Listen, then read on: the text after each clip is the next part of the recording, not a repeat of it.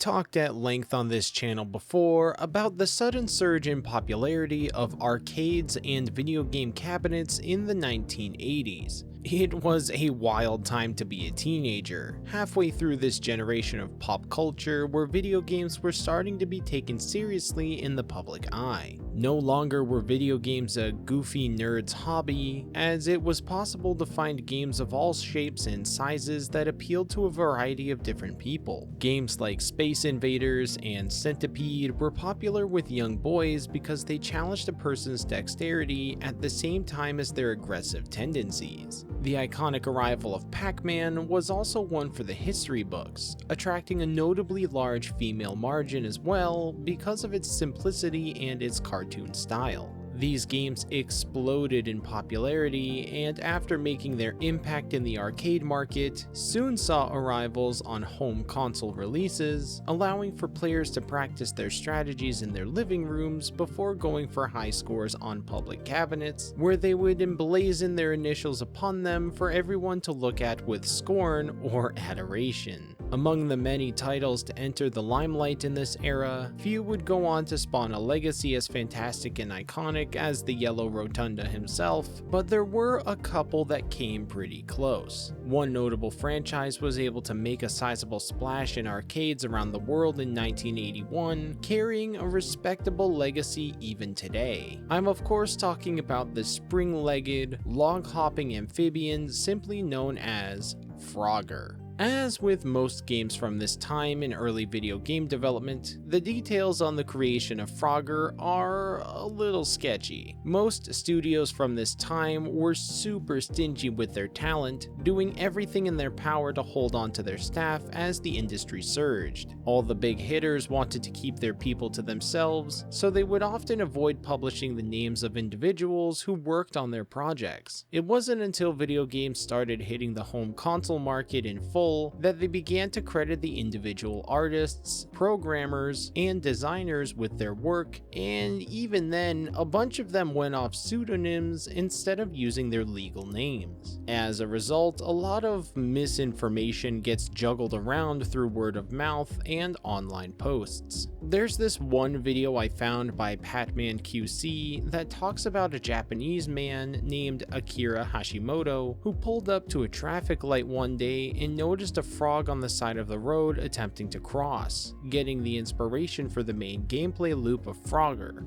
But in my research, I also discovered an article on this website named Time Extension, where they sat down with several developers that worked at Konami and others during this time, with one of them having directly contributed to the creation of Frogger, and said they had no idea who this inspired driver could have been, and didn't even recognize the name. It's a mess of he said, she said, so I'm gonna avoid talking directly about it and go with commonly known facts as they come up. The common thread between most stories about Frogger's development is that the goal in mind with its production was to keep things as flashy and appealing as possible, keeping the game at a difficulty curve that was adaptable and throttling the violence to a minimum were major goals the developers had to hook as many players as possible from as many different demographics. Pac-Man had just set the blueprint for this broad appeal just a year prior, and Konami was looking to capitalize. So the concept was drawn up for a relatively simple obstacle avoiding action game where the player only had to worry about pointing the character in a direction and jumping away from hazards.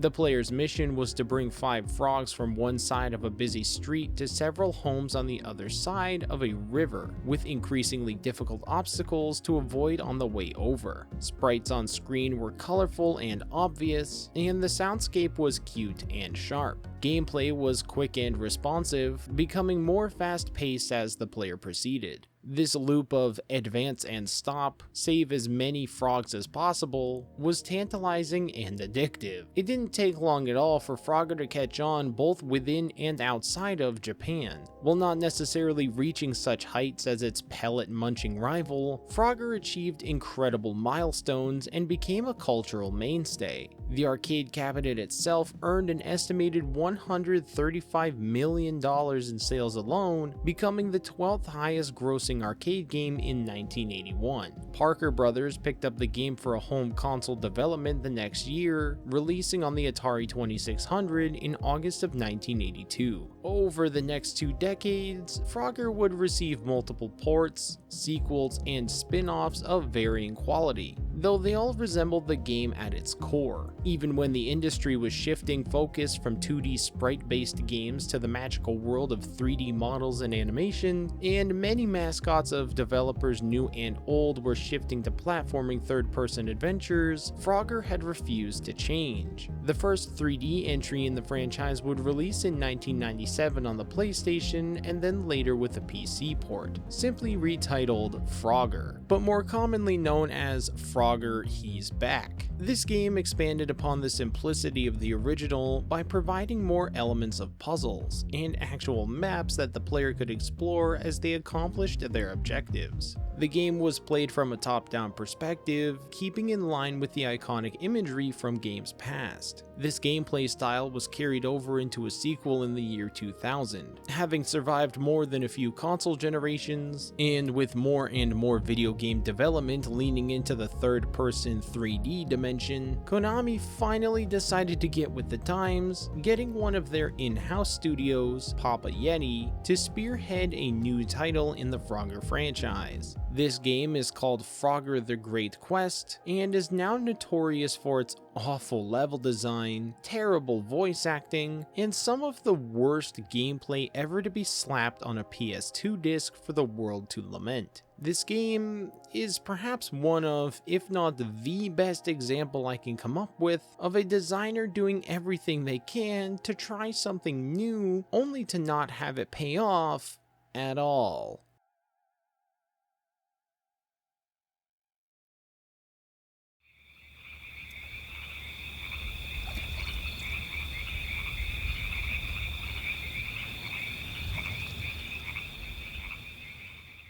The original Frogger arcade games had a pretty simple gameplay loop that made it easy to understand, as well as appeal to a wider audience of players from every corner of the world. When Frogger came to the PlayStation 2 and a new design philosophy took hold, the direction the franchise was taken in was twisted and warped forever. Konami hopped aboard the trendy thing to do at the time and transformed their classic IP into a traditional 3D platformer, giving the player open-ended level maps with varying levels of terrain that must be navigated to complete objectives and find the exit to proceed. Along the way were different kinds of collectibles and enemies that need their butt kicked. The main difference between Frogger and something like, say, Jak and Daxter is that Frogger is just abysmally disappointing in nearly every regard to interact with. The controls for navigation and combat are hysterically clunky, to the point where Frogger doesn't really do what the player inputs, and you rarely achieve the same result from the same action twice. The design in many of the levels in the campaign aren't the most intuitive, despite most levels having a point A to point B approach. Clues for solving puzzles and hidden triggers for progression events are buried in obscure ways that makes finishing a level feel completely stupid. Frogger's abilities are explained from the beginning in a very paid-by-numbers tutorial level. Your in-game guide breaks the fourth wall and describes what each button does. Players can make Frogger move with the left analog stick or the D-pad. The X button makes Frogger jump, and the square button makes him attack an enemy with Frog Fu. If the player isn't standing in front of an enemy or a breakable object, Frogger will spit a frog goober, whatever the hell that is, as a projectile attack instead. This can be used to trigger switches, destroy items in the environment, or strike foes from afar. When airborne after a jump or simply falling off the terrain, which happens a lot actually, the player can press and hold the X button to initiate a glide that Frogger pulls off by extending his neck chin thing. This game can accidentally get gross in so many ways. This glide maneuver can be useful for crossing gaps that would otherwise be impossible, as well as save yourself from taking fall damage from ridiculously high heights. Players are also taught how to swim, though this system feels really strange with a weird assortment of buttons to use to dive and to rise back to the surface. Holding the X button while pushing up on the analog stick makes the player rise, but holding the R1 button makes them dive down instead. Oh well, at least you don't have a breath meter while underwater, that's always a plus. The flaws of this seemingly innocuous control scheme are brought to light when you actually start playing the game. Even in the closed environments of the tutorial stage, the cracks start to show through and begin to swallow up the entire experience as you continue to play the game. To begin with, this game has almost no lighting system. Everything just remains perfectly lit, or perfectly dim, I guess. It's like looking at a beta design for a video game before the ray tracing and shading and all that is implemented. Navigating the levels becomes a damn chore, mostly because your movement speed is way too fast, and you can't control the camera. Frogger has two movement speeds, walking and running, but the trigger point between going fast or slow is so minute that it's almost impossible to creep anywhere without accidentally sending yourself over the cliff edge. Also, for the main character being a frog, jumping as a form of movement is just awful. There's some kind of pressure-sensitive, timed release sequence involved to jumping from a standstill. Even when you're just trying to collect a cluster of coins that's directly above you, you'll find yourself taking way too long to grab them because you didn't hold the jump button for long enough or let go at the correct part of the jump arc to get that extra few inches of height. The worst offender has to be these camera controls. This is just painful. You have no direct control of the camera at all. You can only press down on the right analog stick to go into first person, then the camera snaps behind you when you zoom out. When you embark on one of the many platforming segments in this game, it's so easy for the camera to get trapped behind an obstacle or get stuck looking the wrong way while you try to progress. Combat is the other undercooked part of this game that feels like development for it as a mechanic was just left on the drawing board. The game wants you to interact with hostile entities constantly, spawning everything from mosquitoes to feral cats, to scorpions and to goblins. Frogger is given the ability to fight simply by pressing the square button, and you just have to walk up to an enemy to initiate a brawl. The thing of it is, this quickly turns into a button mashing fest where you try not to let your opponent have a chance to strike back at you. It's possible to animation lock your enemies so they don't actually lash out at you, but in most encounters where you're standing in front of an enemy, you take damage anyway simply by touching them. The only health gauge you'll ever see is that of Frogger's, so you have no idea if you're making any headway against your foe except for their obnoxious voice lines. And on top of all of that, some enemies are just straight up invincible, and the only way you can find that out is if this image of a green splat appears when you attack them. Enemies will even remain hostile as they die, so while their animation of them being defeated plays out, if Frogger touches them at any point, he'll take damage. You can restore HP by finding these bugs scattered around the map like a general health pickup, but one thing to note is that they'll rarely appear naturally in urban areas. Typically, they'll appear inside a barrel or a crate in that case, or they're just hanging around outside somewhere by a tree or a patch of grass. The second half of the main gameplay loop for the Great Quest is a handful of collectathon mechanics in an attempt to make the worlds feel less vacant. Scattered around each level are these three types of collectibles: bronze, silver, and gold coins, a variety of different gems and crystals, and magical catalyst stones. Collecting these adds to a total count that gives the player a currency to spend between each level. which unlocks concept art and lore for the player to indulge in, with the hope that it brings a bit of sense to this asinine adventure. The coins are spread pretty plainly throughout each area. Usually, they're along the main path in a single file line, so the player is gently guided in the correct direction. They can also be clustered on platforms and other obstacles that the player will have to navigate to proceed. Gemstones are a bit different. While they can also just be hanging around in the world, typically they're hidden behind objects in the environment or locked within chests. If you want any semblance of an idea as to what is going on in the world outside of Frogger's Quest specifically, you'll want to pick up just about all of these in a level, especially since the final boss and the climax of the game depend on information that just isn't explained to the player. The problem with these items as a collection mechanic is that none of it is kept track of as the player completes a level. There's no counter at the top of the screen or a meter that fills up over time. You don't even see what the monetary difference in value is between the different colored coins. It's all just shown how much you got and how much it was worth after you finish the level in a final tally. Then you're taken to the shop and allowed to spend it on concept art. Hooray. Playing this game, I eventually stumbled onto what I believe is this game's common theme. It just feels incredibly unfinished. The bones of a healthy platforming game exist here. The levels, while are presented in an ugly way, aren't poorly designed. The platforming challenges and navigation hazards are unique and could offer difficulty in the correct way. It's all just locked behind god-awful controls and a camera that may as well be attached to a broken selfie stick. Navigating anything requires misstep after misstep because of how clunky jumping feels and how fast Frogger's base movement speed is. I learned way too late that his entire jump arc is completely different if the player is running in whatever direction, making some jumping sections much easier, while others were total nightmares. In the final sequence of this game, the player has to ascend castle towers to reach the boss. The towers are designed in a typically cylindrical way, with a winding ramp that follows the outside of the wall up the tower.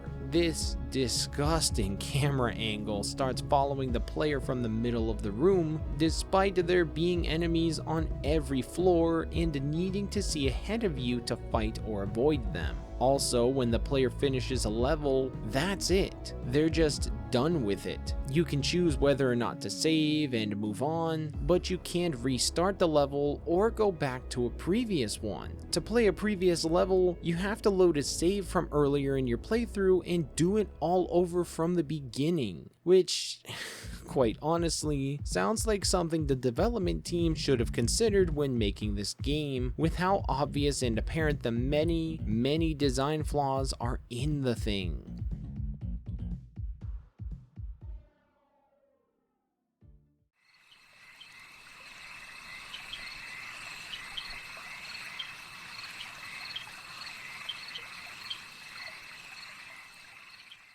Being a product from an earlier era in video game culture, Frogger wasn't exactly a franchise with a deep, interesting narrative. The game was made to be a quirky, simple, and exciting experience that could be digested in quick little chunks. There wasn't a multiple console generation plot that expanded with each entry. That original arcade game only had a handful of unnamed frogs crossing an unnamed stretch of road into an indistinct river where the goalpost was. As the game grew in popularity, certain characters and sprites got names and personalities, and by the time video games were jumping into 3D, Konami had decided to give those characters a living, breathing world. But it was all pretty self-contained. There was no reason to get deep or convoluted in a video game about a frog trying to cross a street to safety, so they just didn't do that. Each successive title, while introducing new characters with names and purpose, stayed wrapped up in their own world and never really tried to be anything other than that. Somewhere along the way, this line of thinking was scattered to the wind when video games collectively decided they needed to be bigger and badder than the rest, and along with new technological breakthroughs, several mascots and franchises from the early days were forced to reinvent themselves to adapt to a new way of life. So Frogger goes from being this cute little froggy guy living his best life, working with his friends and enjoying jumping in maze puzzles, to a full-blown quest for a princess full of magical entities, daring escapes, and fairy tale endings, complete with a prophetic kiss of fate. Yikes. I'm not entirely sure whose idea this was, and while I can see the heart behind a novel concept such as this, you know, the whole "a princess kissed a frog who turned into a handsome prince" shtick that the 2000s referenced multiple times within the span of a few years, it just feels like a strange direction you'd want to take this franchise in, especially because outside of a few references to magic and abilities in previous games, there was nothing to suggest that Frogger existed in a Shrek-like fairy tale kingdom. The part that gets me though is I can't entirely tell if this game is supposed to be as satirical as something like Shrek, because I think it's something about that goofy art style and the lack of a proper lighting engine. There are some corny ass lines in this game that make you think the game is being lighthearted and non-serious, only for the tone to change in the same conversation to something twisted and dark that makes you think they're being very literal. Either way, it's a combination of strange writing and this poorly presented world that makes this game feel like its narrative was a series of check marks on a list rather than a fleshed out adventure story about one brave froggy fellow, which is truly a shame because there are some signs here of what could have been an interesting world to explore. The Great Quest tells its story in two parts. One part focuses exclusively on Frogger's journey and his ambition to find and woo a princess to change his life forever. This is what's shown to the player directly through cutscenes and gameplay, and is the meat and potatoes of the game. The second half is a whole lot of totally missable, unintuitive lore drops that get sprinkled in through optionally unlockable collectibles between levels. While it's totally possible to just skip over and not care about the world building aspect of the unlockables, I'd argue that these things are necessary, some more than others, to understanding the entire narrative of this game. Frogger's quest takes priority absolutely. Despite such a floppy motivation to embark on a life-altering, world-changing adventure, it's still important to recognize how silly and mundane his goal is. But you won't get any character descriptions, explanations, or the reasoning behind the state of the world without purchasing the concept art from the shop between levels. You find out that characters that Frogger meets have a history with one another, and there's a hierarchy of fairy tale creatures, and even a whole civil war going on within the land. The entire time Frogger goes about bugging people about princesses, there's a power struggle between the goblin clans and the human monarchy at rule, and outside of a few conversations with NPCs, you're never really told why or for how long. In fact, the ending of the game, while predictable and very safe, gets more weight added to it when you realize that the foreshadowing of a legendary prince was laid out before you in the concept art descriptions nearly the entire game leading up to it, like some kind of fanfiction Dark Souls game. Frogger's journey starts simply enough. One night in a swamp, Frogger is confiding in his friend Lumpy about wanting some change in his life. He's grown bored with the simple state of affairs that the swamp provides, much to Lumpy's dismay. After hearing a conversation between two village boys about a fabled princess who kissed a frog and turned him into a prince, Frogger makes a wish upon a falling star to find a princess before he, busts. I wish I may, I wish I must find a princess before I bust.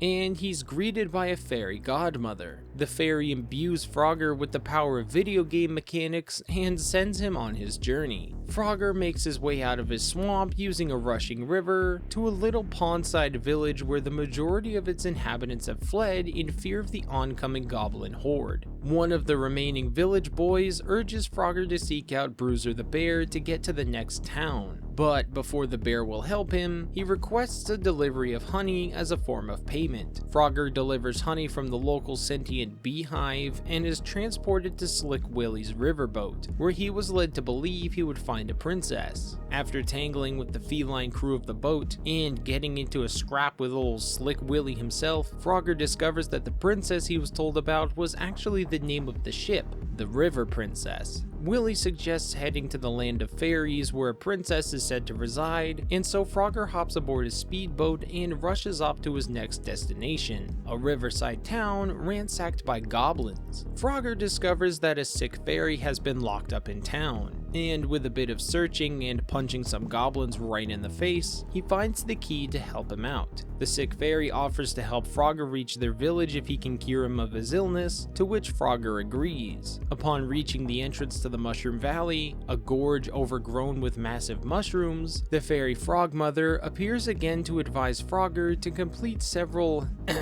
puzzles in order to reveal the path to Fairy Town. After spending way too long trying to navigate these goddamn motherfucking mushroom platforms, Frogger finally makes it to the land of fairies. They ask him to perform 5 tasks in order to earn the right to meet their princess, to which Frogger obliges. He plants mushrooms in the village, descends the Great Deku Tree and fights death, plays hide and seek with the fairies, plays a game of chase with a massive cat dragon, and finally participates in a very static game of tag. When Frogger meets with the fairy princess, however, she sadly declines his advances and speaks instead of a princess in dire need of a savior at Joy Castle. Frogger is whisked away in a magical transport and dumped right into the harrowing Dark Trail. There, Frogger meets this abomination of nature and must take on a Final Fantasy behemoth before he escapes the forest. Before he can get too far though, Frogger is ambushed and captured by the monstrous creations of Dr. Starkenstein, who insists on his company. This castle turns out to be full of nightmarish horrors, and Frogger plans for a fast exit. With the guidance of the fairy frog mother, Frogger navigates the castle, evades the latest version of Metal Gear, and escapes into the catacombs below. In the catacombs, Frogger meets a count, who admits to have lost track of his daughter, an undead princess. Frogger hastily accepts the mission to find her, though when he rescues her from the maze, she admits that she cannot be wed to a mortal, though she helps him leave the catacombs safely. Frogger ends up on the Goblin Trail, a desolate place that the goblins use to move their forces to the battlefield. As he makes his way through the trail, taking on the Goblin King in the process and relieving him of his crown, Frogger begins to lose hope. It isn't until he accidentally ends up at Joy Town that he realizes he has one last chance, and that's to save the princess from the goblin horde invading her own castle. Frogger battles his way through town and works with the royal army to take back the castle. Atop the highest tower, Frogger meets with the orchestrator of this civil war, the magical general of light and industry,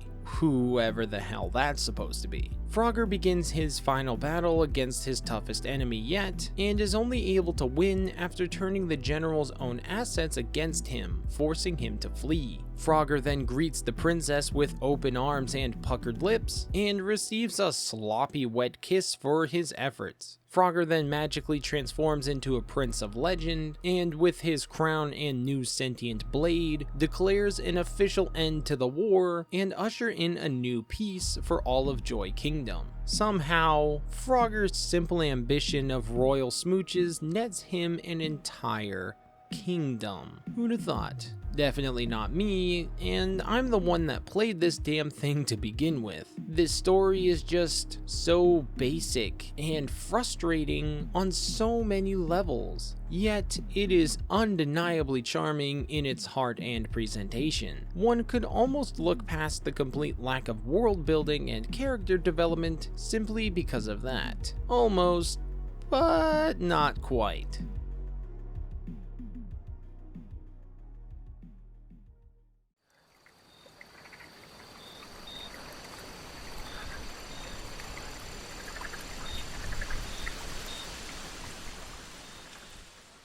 This is going to surprise absolutely nobody, or at least I hope it wouldn't by this point, but when Frogger the Great Quest dropped on PlayStation 2 in November of 2001, the game completely bombed in both critical and player response. The game received an aggregate score of 32 on Game Rankings, with reviewers mostly buckling down on the choppy character movement and imprecise jumping, as well as the over-reliance on collecting meaningless objects to fill the levels with things to do. The official US PlayStation magazine ranked the game with 1.5 out of 5 stars, with Chris Baker proclaiming in his review, quote, "I can't remember a more boring example of this game's genre in years." Video game media outlet AllGame gave the game a 1.5 out of 5 and happily bashes on the game, with Brett Weiss remarking in his article, quote, "Gameplay is similar to Rayman 2,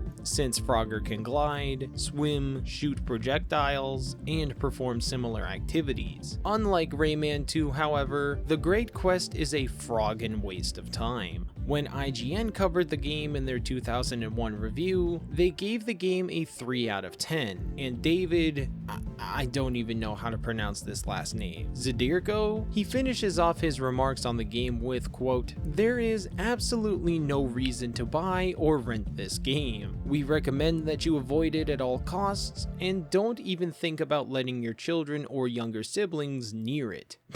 That genuinely made me laugh out loud when I first read it. Following the titanic failure of the Great Quest, Konami never visited this style of gameplay for the Frogger franchise ever again. While they would go on to produce many more 3D entries for Frogger in the years to come, an open-level platformer was not among them. The series went back to its roots, returning to the jumping and navigation puzzles that made the character famous in the first place. The next mainline game that would release after the Great Quest was Frogger Beyond in 2002, and featured a series of collection mechanics and a list of minigames, as well as strategy-based boss encounters. The artwork was redesigned immensely, adopting a much more cartoonish style with accentuated features and brighter colors. They even kept this little cargo outfit. Look at that. The art style was again changed in 2003, and this look carried over for the majority of the 2000s. Modern titles have pulled this strange look now, where they make Frogger appear as an actual realistic frog, which I think is a little strange. That's not quite what I imagine when I think of Frogger, but hey, the entertainment industry was a weird place during the arrival of high-definition media. As of the making of this video, the latest entry in the franchise was released in June 2022, a mobile game titled Frogger and the Rumbling Ruins, where Frogger teams up with an axolotl partner in an Indiana Jones-inspired adventure. The game ended live service in 2025, however, and has been delisted from all platforms. The early 2000s was a time for unscrupulous amounts of innovation in the video game industry. Development studios were changing left and right, now fully adopting 3D level and character design and solidifying the capabilities of the generation. Artists that were a part of the movement from the beginning were testing their mettle, reiterating their classic ideas with new technology, and proving tried and true methods of creation. But this was also a time for new ideas, new creations,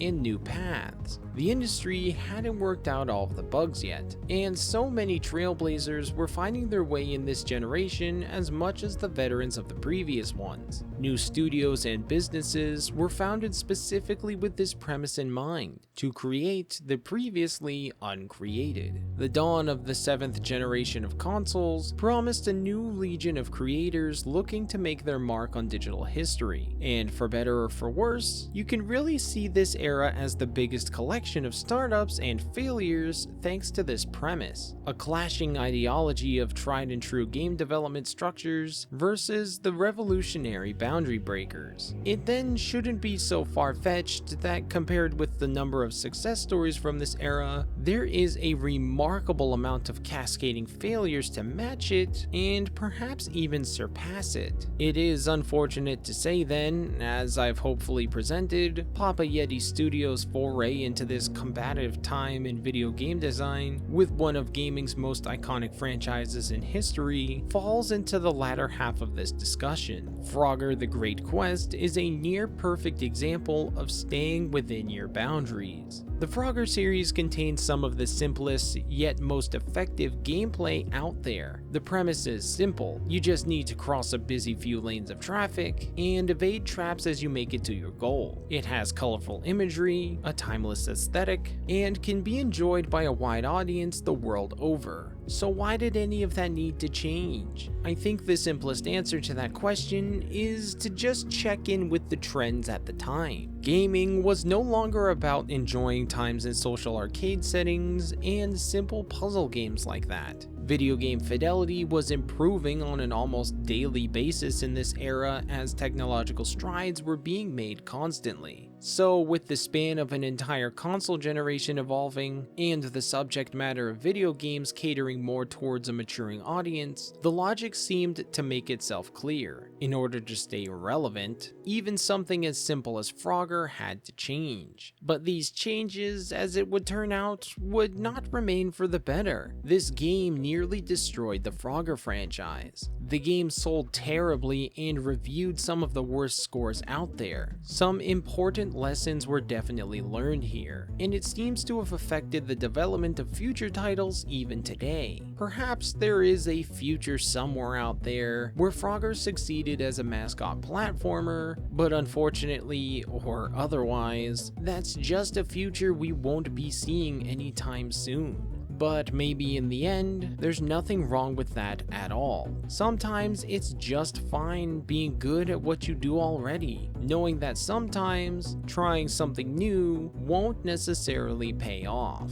I want to thank you all very much for watching. I appreciate each and every single one of you. If you liked what you saw during this video, feel free to drop me a big ol' thumbs up, and consider hitting the subscribe button for future videos like this. Go ahead and share this video with your friends and other video game enthusiasts, and I'll catch you in the next one. Remember to stay awesome, and to be kind and rewind. Have a wonderful night. Excelsior!